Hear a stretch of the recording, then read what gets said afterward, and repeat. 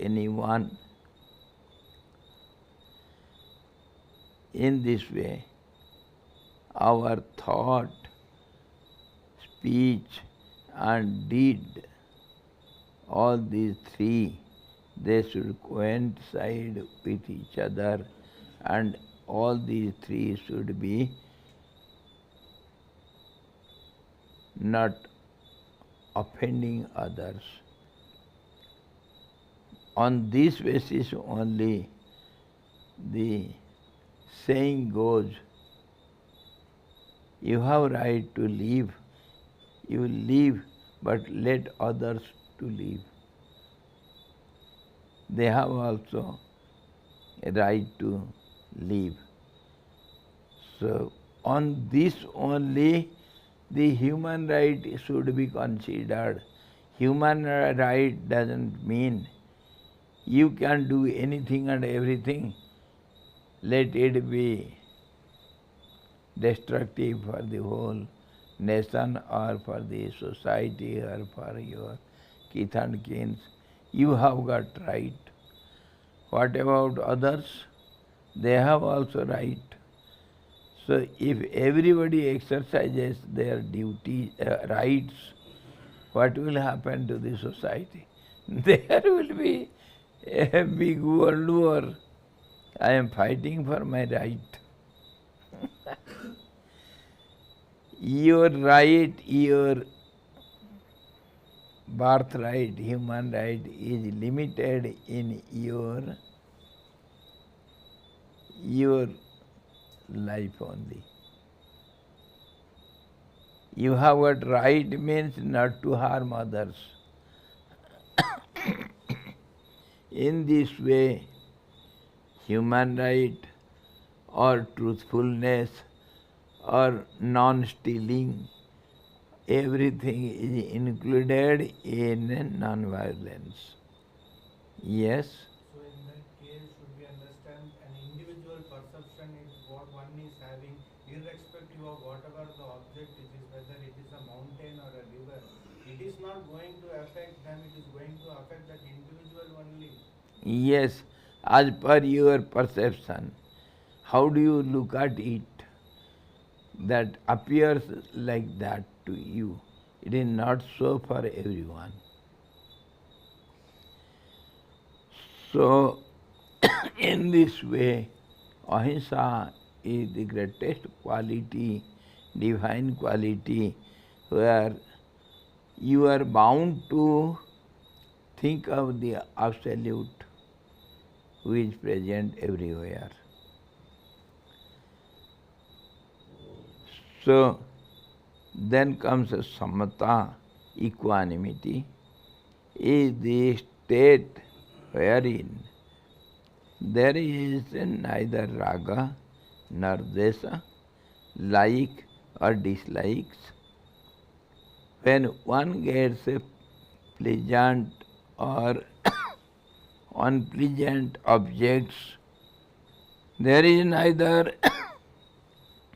exhilaration when one gets pleasant or favorable objects, nor depression when one gets unpleasant or unfavorable objects. You should not have likes or dislikes, acceptance or rejection. Whatever comes by its way, you need not invite anything, nor reject anything. So this is called samatvam.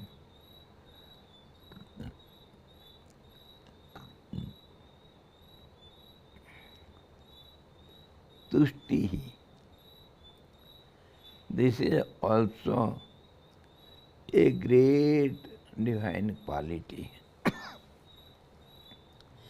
Tushti is satisfaction or contentment. Santo samrita triptanam yat sukham santa chetasam abhito brahma nirvanam samam samadhigacchati. It also leads you to equanimity And this contentment is known as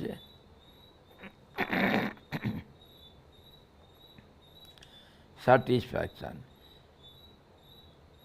Satisfaction, whatever comes by the way, by the force of your prarabdha, or by the force of the situation around you, or by the will of nature, the niyati, the subtle government which reigns over the whole universe, or by God's will, but you have no will.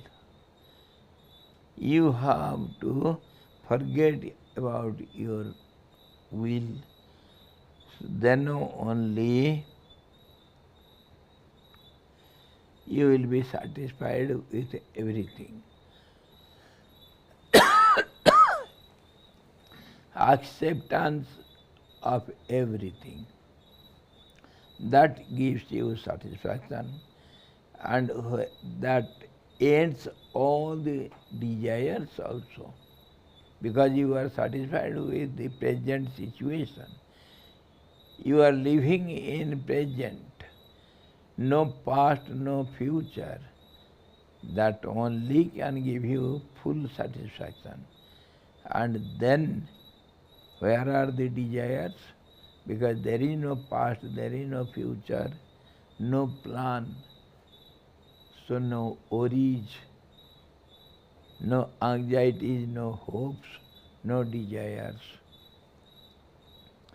Thereby, you are always satisfied in yourself. That is the highest quality one can attain, and that is, in other words, called the bliss, contentment, which is permanent. That is known as bliss. It is neither happiness nor unhappiness. It is beyond both. And that is also samatvam, equanimity. That is also equal vision and contentment, the highest bliss. One who has satisfaction, enough. I shall tell you a small story on satisfaction. There was some Mahatma, Pakkad Mahatma, living in Aina, in that jungle, long after me. He used to go to the villages sometimes and collect some alms, and it will be sufficient for months. And sometimes people come to visit the temple, and they go on giving something because some Mahatma is there.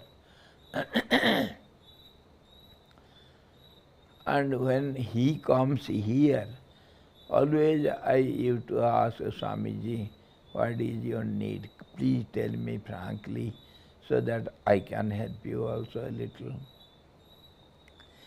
He used to say the same sentence every time. Swamiji, I have enough. I have so much extra. I am unable to eat. It is rotting. Please send some boys to bring all those extra foods. I am unable to consume so much. And once what happened, always I hear it and keep quiet. He doesn't ask anything. But yet I give some little money, sometimes for little oil, lighting the lamp in the temple, or some other expenses of the Swamiji. But hesitatingly he was accepting it. He didn't want anything. Full satisfaction. Once what happened, I went to Erna, his place. He was there all of a sudden. And 4 or 5 boys were with me. We roamed around in jungle and enjoyed sitting in a temple and worshipping. And evening when we come back, I remember I asked Swamiji, you used to say plenty of rice and atta is lying there, you are unable to consume it. If something extra is there, please give it. These children have come, they will carry with me. We will enjoy it there in ashram. Swami, so much is lying. So much is there inside. Take it, take it. And he brings this much of flour, 2, 3 potatoes are within it, and 2 red chilies, and 2 pieces of salt. That was so much for him. He gave it to me. I could not control my laughter.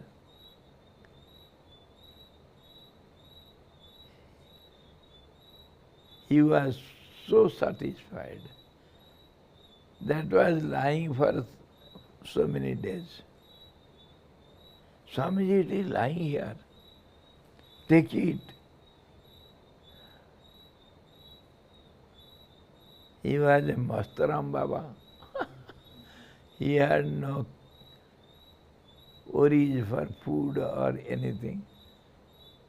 If he will be roaming in the woods, he will be roaming. He forgets everything.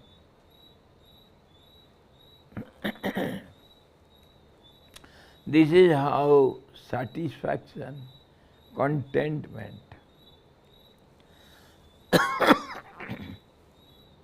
it destroys all the desires and makes you independent, not depending upon others. And this is in its higher state called contentment, bliss.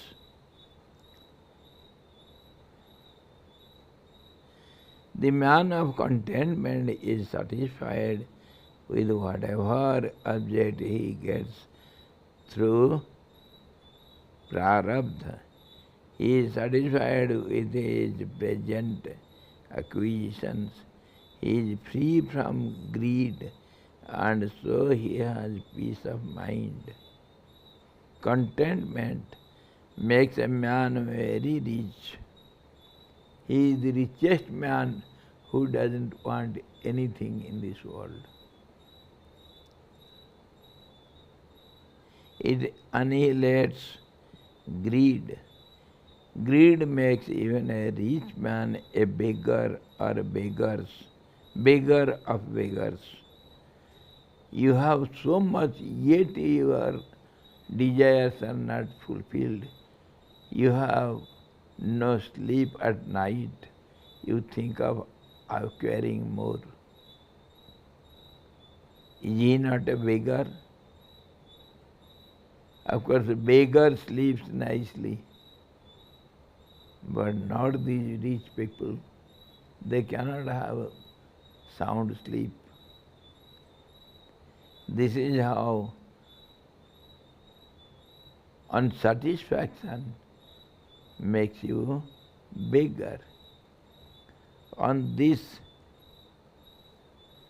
I had to say, जब समझा नहीं था, कंगाल था, when I was ignorant, I was not understanding anything about this world and myself. I was a beggar. I was begging, I didn't get. मांग रहा था, मिला नहीं. जब समझ गया कुछ नहीं चाहिए, भर गया घर मांगा नहीं. When I understood I need nothing, I didn't ask. My house was full. I didn't ask.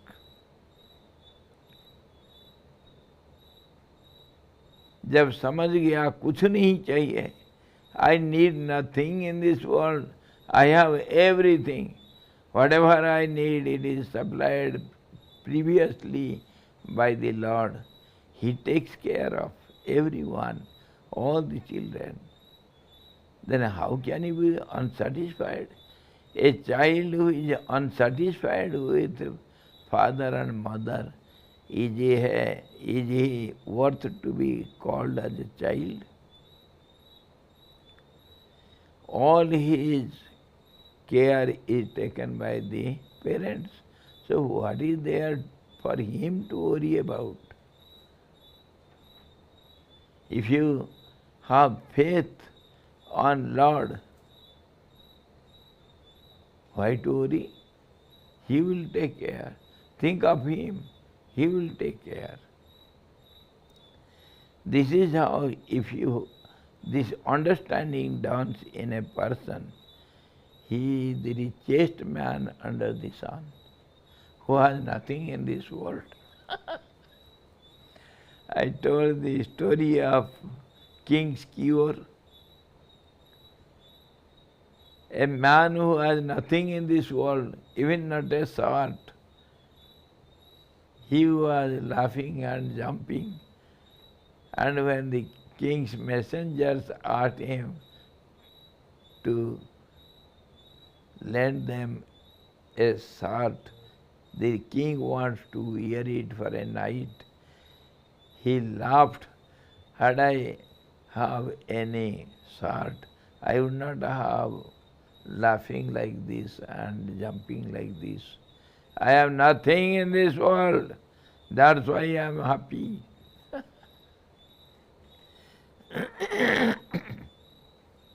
In Hindi there is a saying, जिसका कोई नहीं इस जग में उसका नंद कन्हैया तू. One who has nobody in this world, O Lord Kanhaiya, you are his friend. He comes to your risk. When you have no dependency on others, ananya chintayan tamam yojanaha paripasate tesam nityabhijuktanam yogakshamam vahamyam. He has taken the contract, he gives you guarantee. He will take care of you in all sense. He will supply your needs. Why you are worrying? Being the child of a director of mall, supermarket, you are going to beg a pie in the roadside? Are you not ashamed?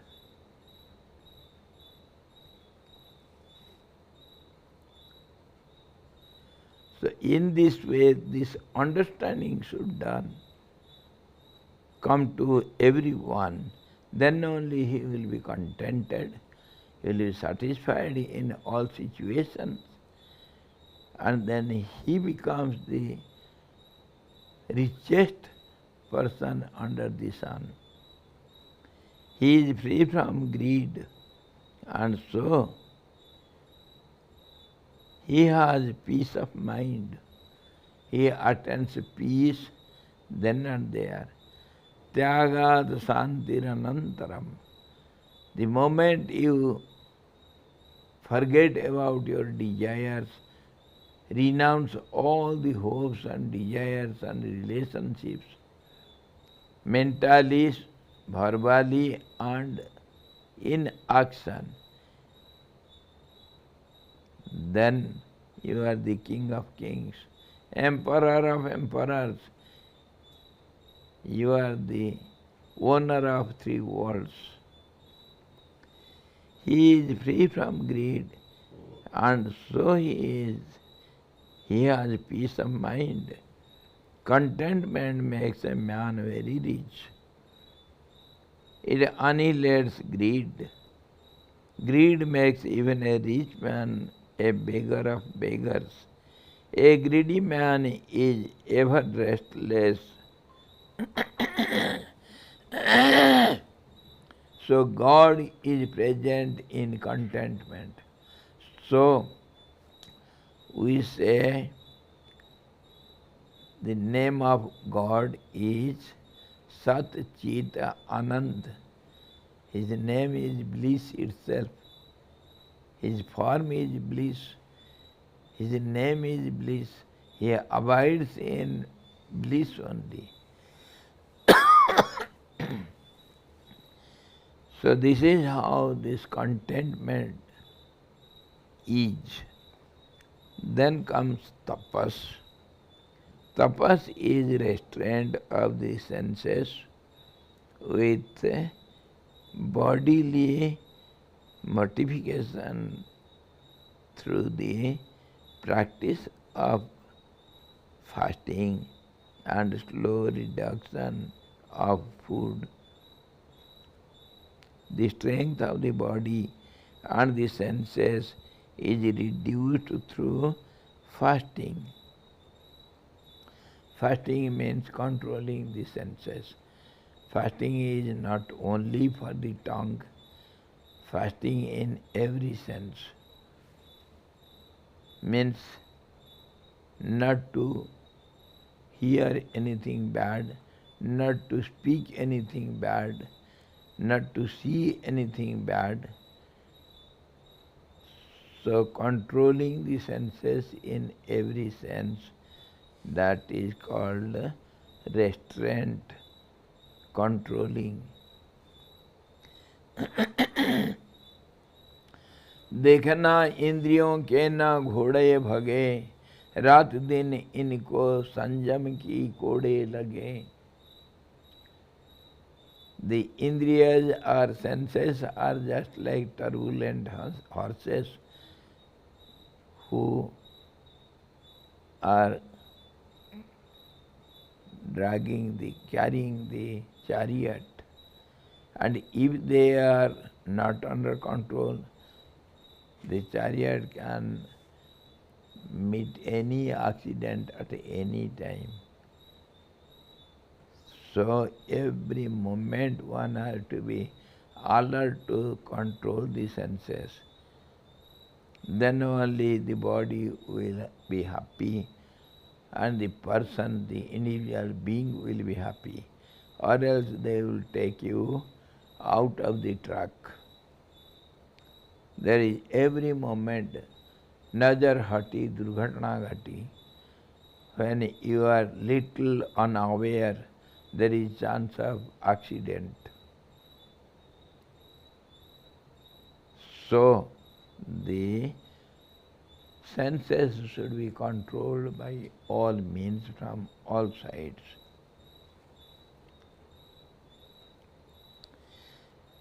Dhanam is beneficence.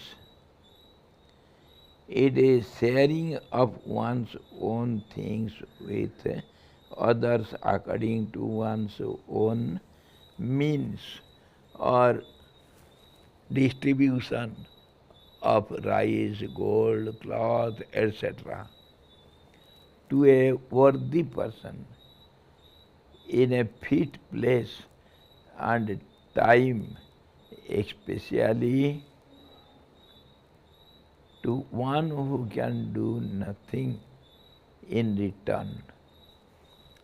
When you give something to others, you should not have any hope of any return. Then only that sharing with others is called sattvic, sattvic dhanam. Dhanam, everything is divided into three qualities: sattvic, rajasic and tamasic. So food also and your activities also. So also this charity, sharing with others.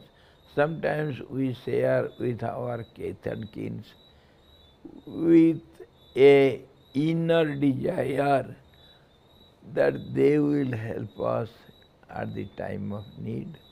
We share everything with our friends because they will be helpful at our time of need, but that is not sattvic sharing.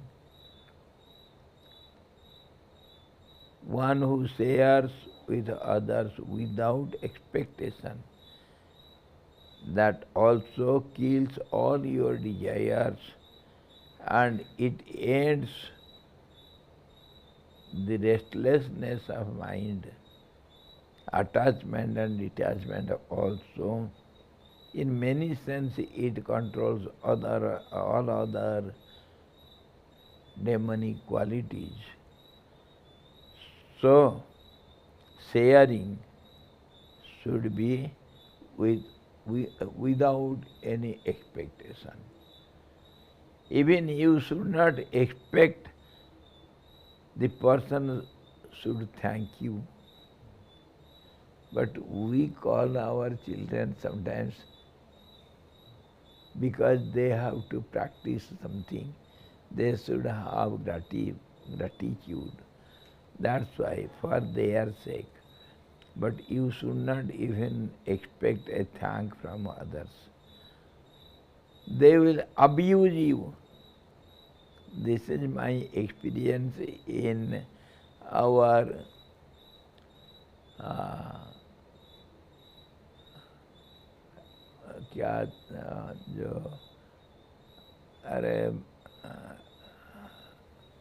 गाँव जाते क्या कहते हैं उसको, mobile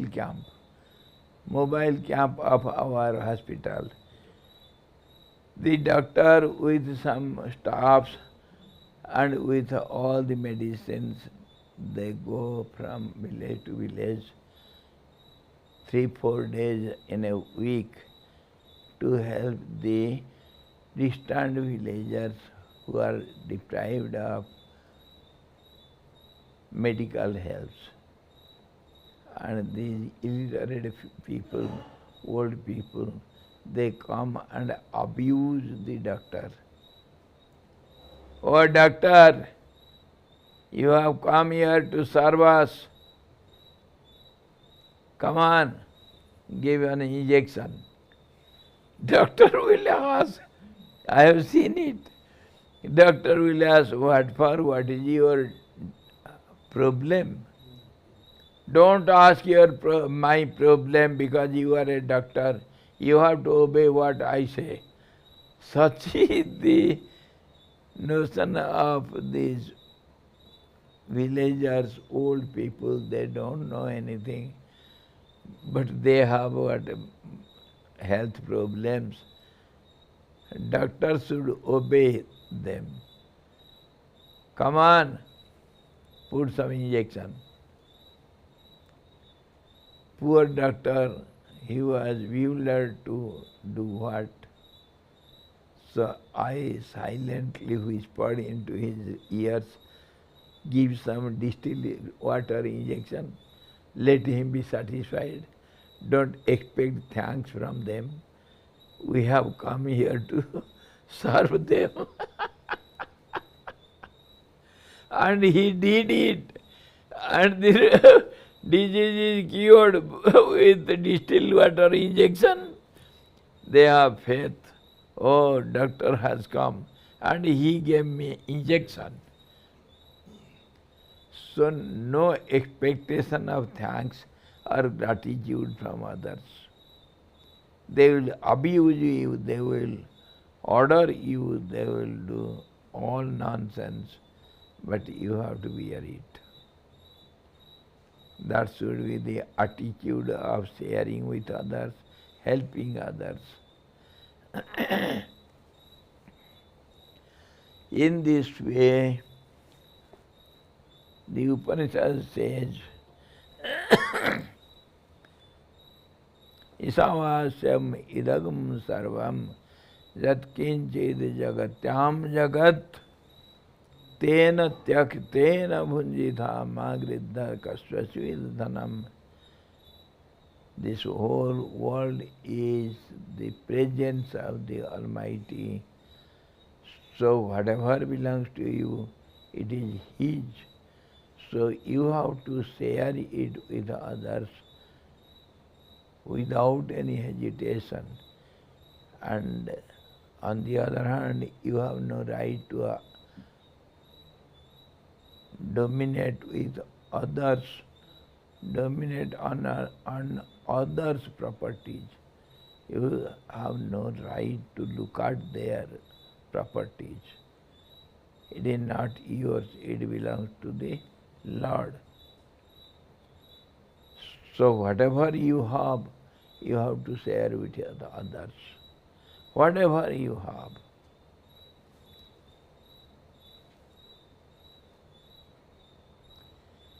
In this way, charity should be practiced. Gurudev has told us, serve, love, give. Give. If you give, you are not losing anything, you are getting everything. Don't expect anything, you will get anything, everything. Because every action has its equal and opposite reaction. So, without your expectation, you will get the result. Whether you need it or not, you have given means you have secured it in the bank. You have fixed it in the bank. It will come to you. It is your bank deposit. So don't think you are losing anything. You are getting everything with interest. Yes. So charity is a must. That should be our characteristic of life. It should be our daily routine work. Whatever we have to share with others and then enjoy. Tena tena bhunjitha. Enjoy it, but with everyone. It is not your own, it belongs to everyone.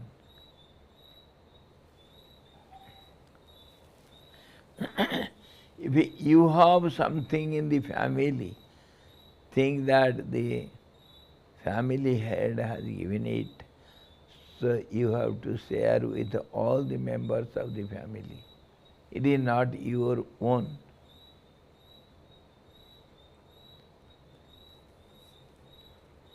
Family is our Vasudhaiva Kutumbakam. The whole universe is our family.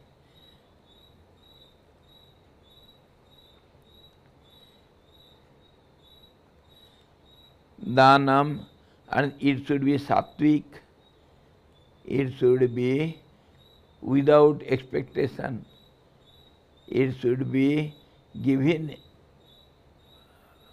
to a proper, needful person. It should be given in a right pot. On this there is a small example of Lord Buddha. He used to live in Pataliputra. He used to beg every day bhikshu, and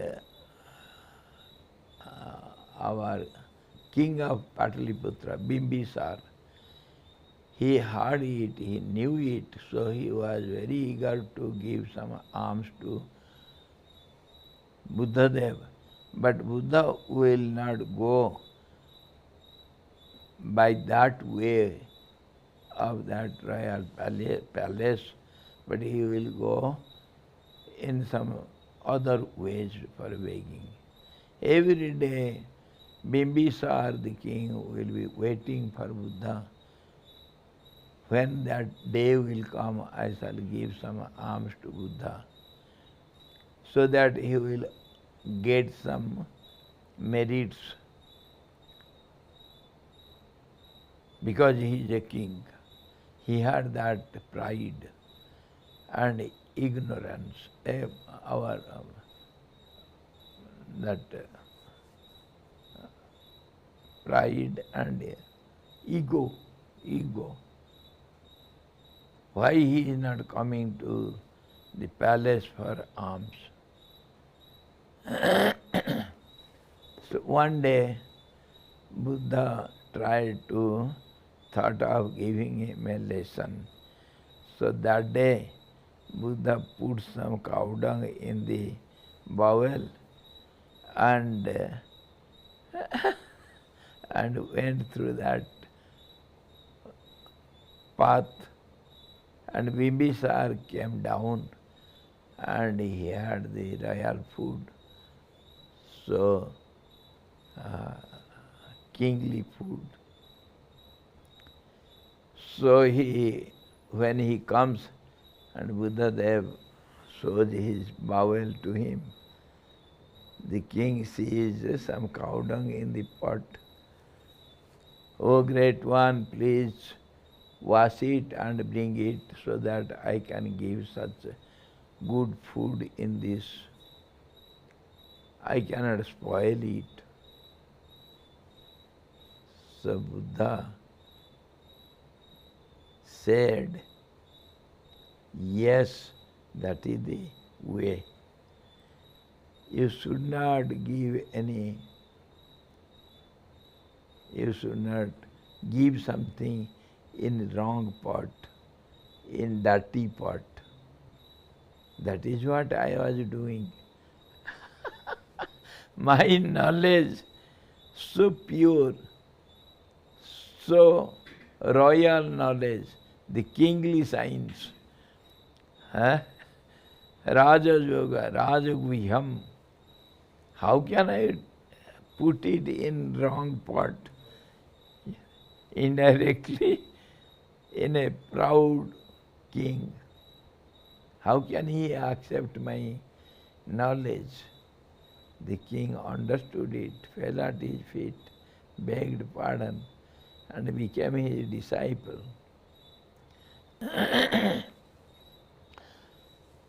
It should not be given in a wrong pot.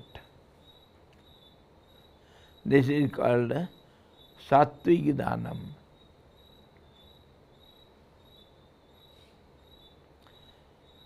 Yasa is fame due to dharma or virtuous actions.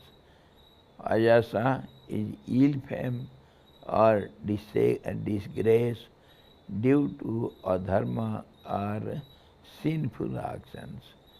All these different kinds of qualities of living beings arise from me alone, the great Lord of the worlds, according to their respective karmas.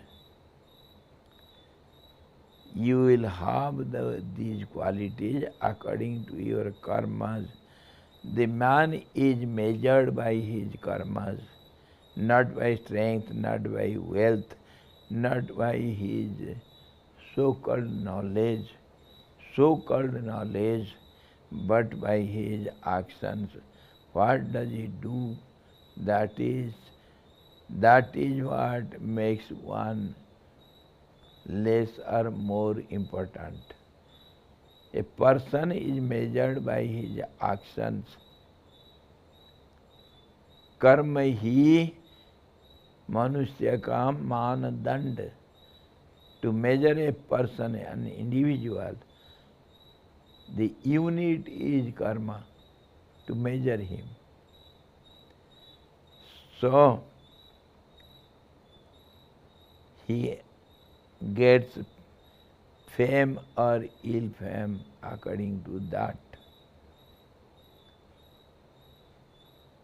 And yasaha, fame, that should be acquired without expectation, and kirtirjasya sajivati, one who has fame in this world, he is ever alive, he never dies. Kirtirjasya sajivati, he is ever alive, immortal, whose fame is endless. So one who thinks of the whole universe, his fame is universal, and he becomes immortal. This is the path to immortality. So, in this way, all these qualities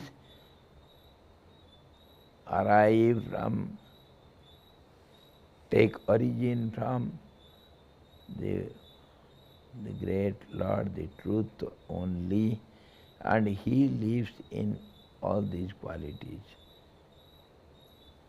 So tomorrow we shall see Maharshaya Sapta Purve Chatvaro Manavastatha Madhava Manasa Jata Yesam Lokaimaha Prajaha.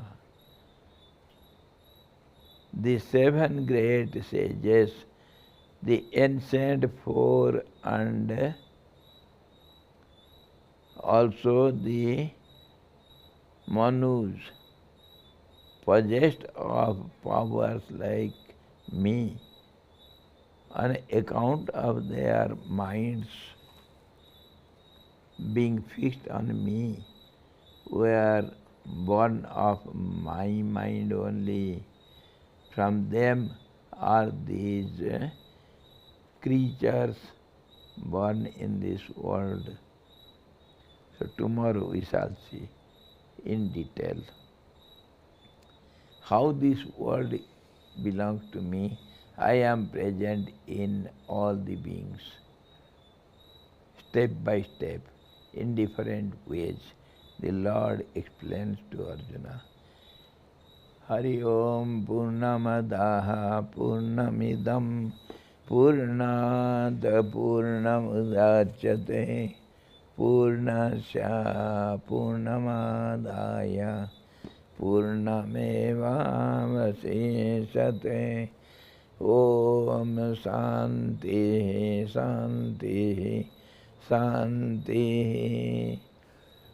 Sadguru Bhagavan ki jai. Sachidananda Bhagavan ki jai. Krishna Bhagavan ki jai. Gita Mata ki jai.